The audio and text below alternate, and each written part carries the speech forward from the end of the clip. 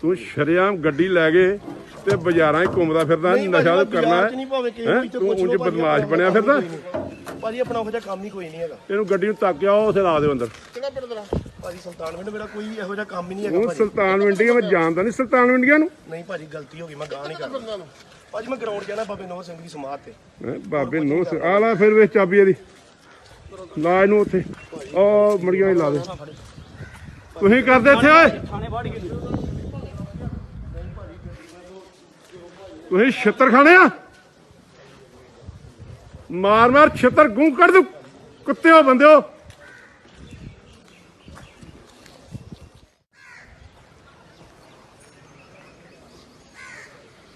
ਬਾਬਾ ਤੇਰੇ ਅੱਗੇ ਬੰਦੇ ਬੜੇ ਇਕੱਠੇ ਹੋਈ, ਜਲੂਸ ਕੱਢੂਗਾ ਮੈਂ ਪੂਰਾ। ਜੇ ਮੈਂ ਕਿਸੇ ਨੂੰ ਵੇਖ ਲਿਆ ਤੇ ਤੈਨੂੰ ਪਤਾ ਕਰਫਿਊ ਲੱਗਾ ਆ, ਪਤਾ ਕਿ ਨਹੀਂ? ਤੇ ਛਿੱਤਰ ਮਾਰੂਗਾ ਫੜ ਕੇ, ਪਰਚਾ ਦਊਗਾ ਨਾਲ। ਜਿਹਨੂੰ ਮੈਂ ਬਾਹਰ ਫਿਰਦਾ ਵੇਖ ਲਿਆ ਤੈਨੂੰ ਕਹੇ ਦਫਾ ਹੋ ਜਾ ਘਰ ਆਪਾਂ ਆਪਣੇ। ਚਲੋ ਬਾਹਰ ਠਾ ਇਹਨਾਂ ਨੂੰ।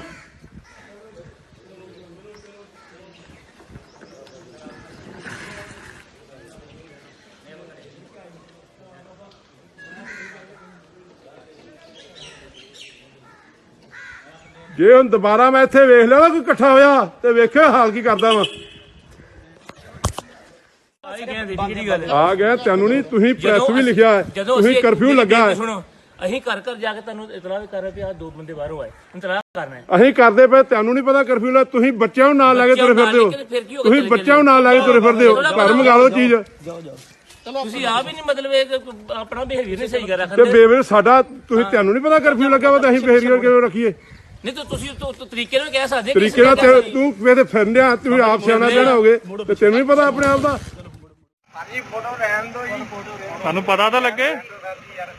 ਜਲਦੀ ਜਲਦੀ ਜਲਦੀ ਜਲਦੀ ਜਲਦੀ ਜਲਦੀ ਜਲਦੀ ਜਲਦੀ ਜਲਦੀ ਇਹ ਮੈਨੂੰ ਦੱਸੋ ਨਾ ਜਲਦੀ ਦੇ ਵਿੱਚ ਵੀ ਬਾਤ ਨਹੀਂ ਕਰਿਆ। ਮੈਂ ਤੁਹਾਡੀ ਉਹ ਰੀਲ ਬਣਾਉਂਗਾ ਨਾ, ਯਾਦ ਰੱਖਿਓ। ਜਲਦੀ ਜਲਦੀ ਆਇਆ ਮਾਰਨਾ ਤੇ ਮਨਾ ਲੱਤਾਂ ਫੁੱਲ ਲੈਂਦੇ ਮਾੜੀਆਂ ਜੀ ਇਹਨਾਂ ਦੀਆਂ।